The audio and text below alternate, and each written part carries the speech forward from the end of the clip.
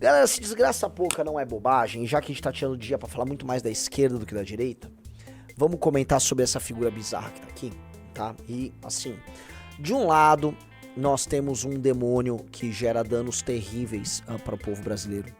Uma figura que impede o Brasil de crescer, destinando verbas para projetos dos mais bizarros, se aliando com as figuras mais grotescas da esquerda brasileira. Uma figura que todo brasileiro deveria repudiar com toda a força do seu coração. E do outro lado eu tenho o Fernando Haddad, tá? Esse cara aí é o Alex Soros, tá?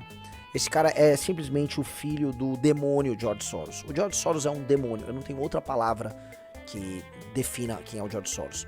Para mim, quando alcançarmos a presidência da República, se esse Alex Soros estivesse no Brasil, eu prenderia ele. Ah, mas eu prenderia ele. Eu ia inventar um tipo penal, eu ia fazer o diabo, eu ia prender o Alex Soros.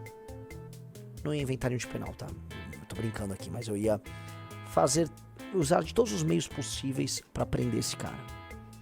O que ele e o pai dele investem nas ideias mais absurdas ao redor do mundo não tá no gibi. Mas estas ideias funcionam muito pra gerar dano no Brasil. Todas as principais ONGs ligadas ao direito penal mínimo, a criação de guerras raciais e a mistura de defesa intransigente da bandidagem e de leis penais lenientes com o crime, com o discurso racial, são oriundos dessa família de demônios que é a família Soros, tá? Se este cara um dia se este cara aqui, alguma coisa, eu farei de tudo para transformar a vida desta figura que vocês estão vendo na foto aí no inferno. E do Haddad, foda-se o Haddad, tá? Esses caras precisam ser destruídos. O dano que a família Soros gera ao Brasil, você consegue medir no número de assassinatos que nós temos aqui. Esses caras enfiam dinheiro praticamente a fundo perdido nas piores iniciativas possíveis. Existe um projeto que é do Felipe Barros, deputado do PL do Paraná, que busca barrar o recebimento de dinheiro dessas ONGs aqui no Brasil. Veja o Felipe Barros, ele é concorrente nosso eleitoral, vamos ter candidato no Paraná e tal. Dito isso, eu me aliaria facilmente ao Felipe Barros pra gente tentar passar esse projeto esse ano. Tenho certeza que se o Kim e o Felipe Barros unirem forças pra andar com esse projeto, sendo este um projeto que, assim, brecaria a entrada de dinheiro dessas ONGs no Brasil, vocês vão me ver tirando foto com o Bolsonaro. Esse projeto salva vidas, eu tô falando assim, salvar milhares de vidas brasileiras e ajudar as polícias a combaterem o crime. Porque o dinheiro que vai para os grandes difusores e defensores do que há de pior em matéria penal no Brasil, em grande parte vem aí, tá? Desse ser pervertido que é esse Alex Soros, que naturalmente é filho do George Soros. O pai dele uns caras estão zoando ali, o pai dele é um gênio, tá? O George Soros é um gênio. O Alex não tem a menor ideia, conheço nada sobre ele. O George Soros é um gênio. É um cara que já apostou contra bancos ingleses, é um dos grandes manipuladores dos mercados internacionais, é um sujeito, escreve paper, escreve artigo científico, é um sujeito inegavelmente inteligente e que joga tanto jogo financeiro quanto jogo político. É um gênio, é um sujeito brilhante, mas isso não o torna uma boa pessoa. O George Soros, ele precisa ser destruído, e assim como o seu filho Alex Soros também. Marcel Van Hatten, deputado Gilson Marques, deputado Kim Kataguiri se dirigindo à tribuna.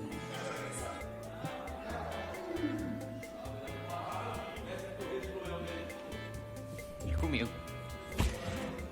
Senhor presidente, senhores deputados, passei a minha infância no Pará, em Belém, em Ananindeua. Minha mãe é paraense, tenho muito orgulho disso e posso dizer com propriedade, não só munido dos números, mas também do conhecimento de causa. O estado do Pará há décadas é destruído pela máfia dos barbalhos.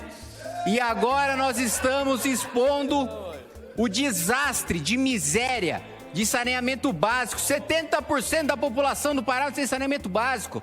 Eu jogava bola em Ananindeua, deputado Caveira, com os meus primos, em cima do esgoto. Até hoje eu vou estar na mesma situação, 20 anos depois. É um estado destruído pela dinastia dos barbalhos, que se apoia sempre o governo de ocasião. Agora eles estão com o Lula. E a gente está expondo essa vergonha para o resto do mundo. Eu converso com qualquer embaixador, com um embaixador que representa. Quanto mais pobre é o país que o embaixador representa, mais desesperado ele tá de vir para a COP.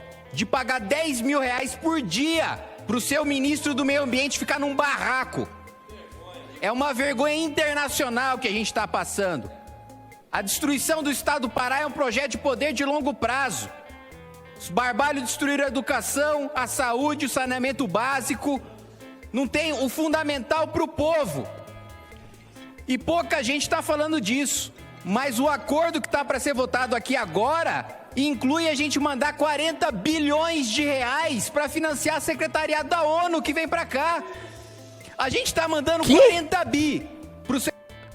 Vamos terminar de ver o vídeo do Kim, eu vou querer ver esse documento, é o MSC 914/25, mas vamos lá. Secretariado da ONU e investindo 2,8 bi no Pará. E aí vendem a mentira de que vai ter o legado da COP. Eu lembro do legado, eu lembro do trem-bala do Rio de Janeiro para São Paulo, que era o legado que ia ficar também. O trem não veio até agora, mas estamos cheios de bala. Então assim, vocês querem enganar quem? Dizendo que vai ser um grande evento com uma grande organização, não tem o menor... O Pará não tem estrutura para receber os paraenses. O Pará não tem estrutura para receber a própria população. Quanto mais um evento dessa magnitude, isso é a maior vergonha que a gente vai passar na história. Sabe o que me dá vontade, Caveira? De ver, da raiva que eu tenho dessa máfia dos barbalhos, de ver meus tios e meus primos essa miséria, me dá vontade de mudar meu domicílio pro Pará, só para ser candidato a governador contra esses mafiosos. Porque assim, é vergonhoso ver a situação que esses coronéis submetem à população paraense. Então meu voto absolutamente contrário a essa farsa de COP30, que só tá servindo pra gente meter dinheiro no bolso. E vocês sabem bem de que eu tô falando. Só não vou falar mais porque o Supremo anda perigoso pra quem denuncia a verdade. Obrigado, presidente. Obrigado, deputado Kim Kataguiri. Discutiram 3 deputados. Maravilhoso. Disse que o Kim encontrou o Caveira logo em seguida, né? Tem aí? Ah, tem. Tem aí? Eu fiquei emocionado com o que eu vi. É que tem uma versão melhor do que essa, tá? Tem? É, eu acho que eu... Acho que eu não recebi essa aí. Tá lá no Nacional. Não é essa aqui não? Você postou? Não, não é o que eu postei. Tem um outro melhor do que o que eu postei.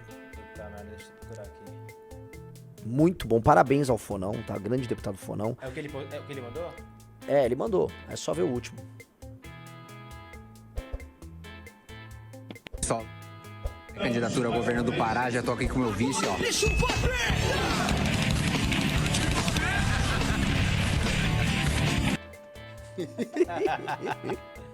União sinistra que incomoda muita gente. De novo, vamos lá. Ó, pessoal, lançado aí minha pré-candidatura ao governo do Pará, já tô aqui com o meu vice, ó.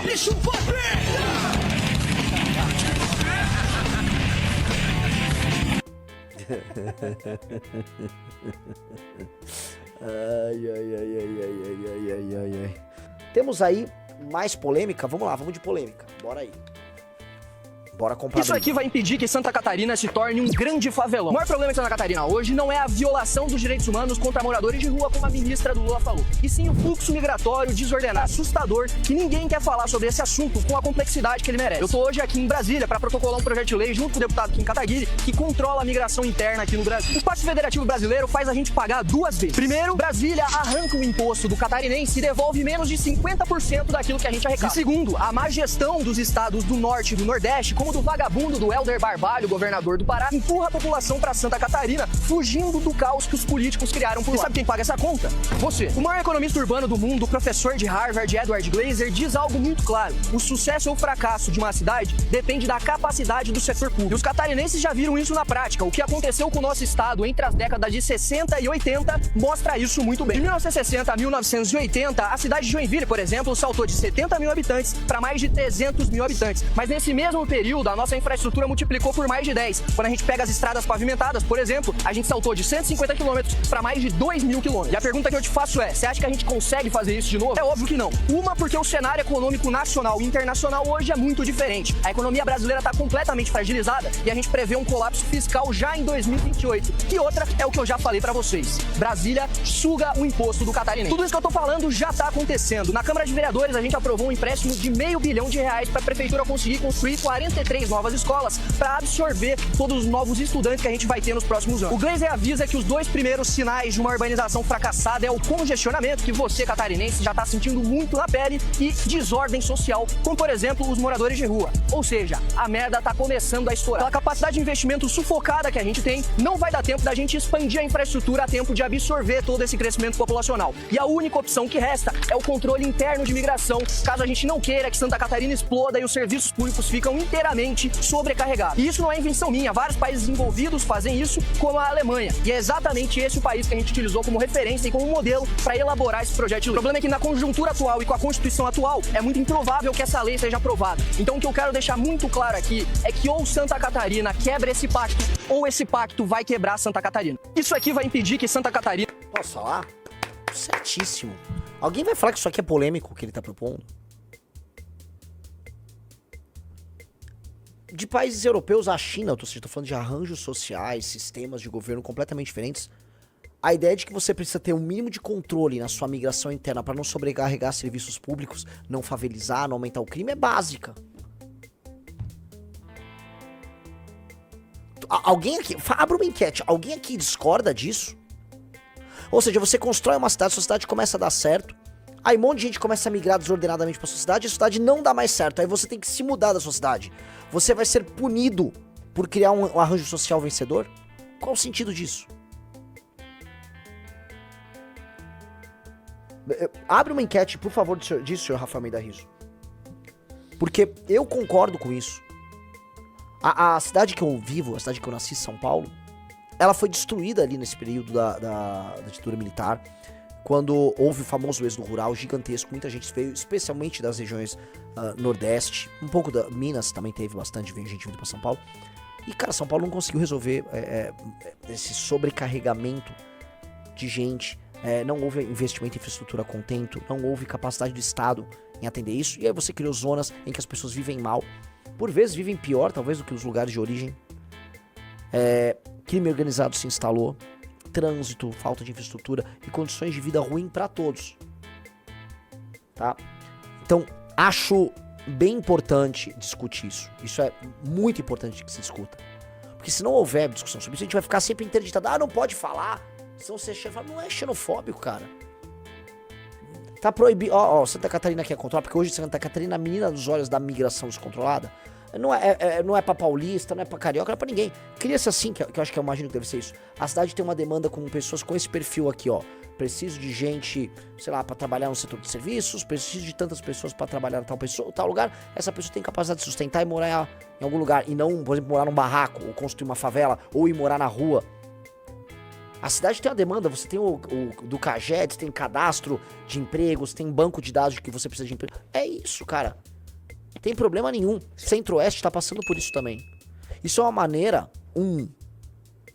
de não destruir experiências bem-sucedidas de convívio social e econômico, como Curitiba, como as principais cidades de Santa Catarina, e também de obrigar as pessoas, os políticos dos estados que estão exportando população, a começar a cuidar da própria população direito, a começar a prover meios para que as pessoas ganhem dinheiro, porque não dá pro Pará ficar só exportando gente e recebendo dinheiro pra COP, não dá pro Maranhão ficar botando Flávio Dino no STF, aquele imbecil, e o estado em si do Maranhão ser uma pobreza que salta aos olhos.